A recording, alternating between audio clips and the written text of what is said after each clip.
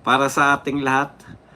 Mukhang uubusin na po ng ating gobyerno ang mga natitira pa pong ari-arian natin. Hindi po para, ito, nakakalungkot.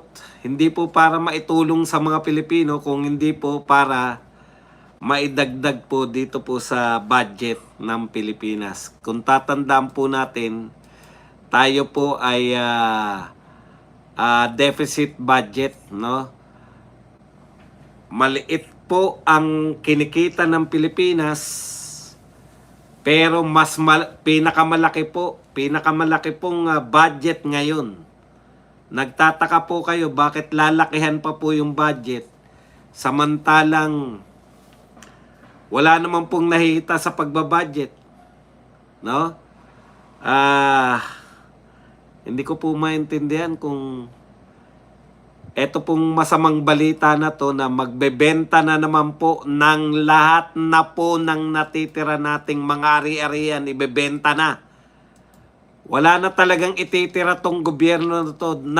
Galing po tayo, tandaan po nyo, galing po tayo sa pandemic. Hindi po tayo nakaranas na sa panahon ng pandemic na napakaraming pera po ang gagastusin para ipang-ayuda. Napakaraming pera po ang gagastusin para sa bakuna. Napakaraming pera po ang wala po talaga. Alam nyo po, nag-budget po sila ng 2026. Kung hindi po ako nagkakamali, teka, tanong lang po natin is 2026 the biggest budget of PH government? Kasi pag nangyari po to, talagang wala na po tayong ito na po ang pinakagrabing gobyerno talaga.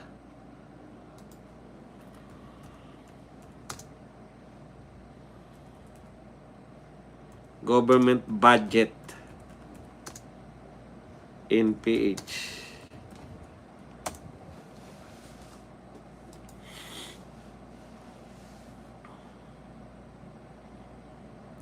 Ito po tignan nyo po hindi natin napapansin to dahil nagluluksa tayo sa pagkadakip kay Tatay Digong. Hindi natin napapansin to dahil grabe po yung natuklasan nating korupsyon sa flood control. Gusto po nating may makulong sa flood control. Habang pong flood control sila, hindi na po natin napagtuunan ng pansin itong 2026 na pinakamalaki po palang budget sa kasaysayan po ng Pilipinas. Okay. Tapos po, eto pong budget na to, ibig sabihin, hindi na po kumikita yung Pilipinas matagal na panahon. Walang pumapas. Paano po kumikita ang Pilipinas dapat? Taxes. 'Di ba? Ano pa po ang pinagkikitaan ng Pilipinas bukod sa taxes? Kumikita po yung mga pag-aari natin, yung mga ari-arian po natin. Kung may mga lupain po tayo, may mga buildings po tayo, yung kita po ng mga yun. Yung kita po ng ating mga government control corporations, dapat kumikita po yun. Yung mga shares po natin. Yung pong mga GSIS, SSS, Pag-ibig. Ayan, no? Tapos ano pa po? Pero yung mga GSIS, SSS, Pag-ibig, hindi naman po yan para sa gastusin ng pamahalaan. Yan po ay para sa mga miyembro. Mga miyembro ng GSIS, SSS at Pag-ibig. Saan pa po kumikita bukod sa taxes? Yan. Sa mga export. Nag-export po tayo, kikita po tayo. Saan pa po? Tourism. Pag maraming turistang pumapasok sa Pilipinas, kikita po tayo. Saan pa po? Foreign investment. Kikita po tayo dyan. At syempre yung padala.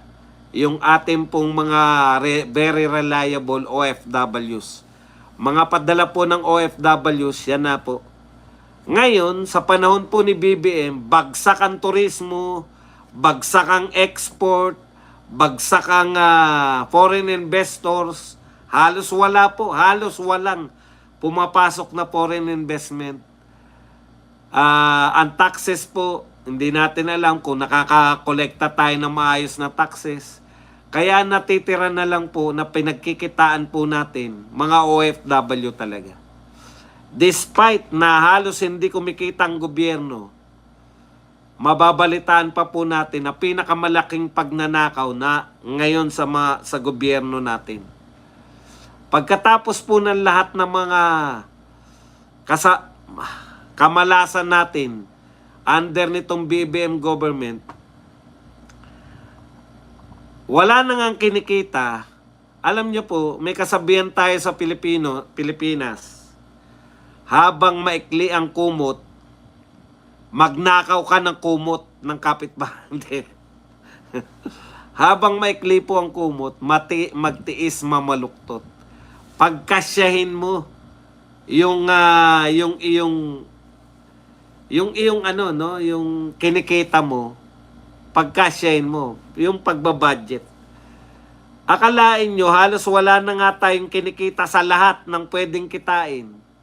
Ang lakas pa pong maglagay ng budget nitong Senado at saka ng Congressman. Ang lakas pa po nilang magbigay ng budget na pinakamataas na budget pa.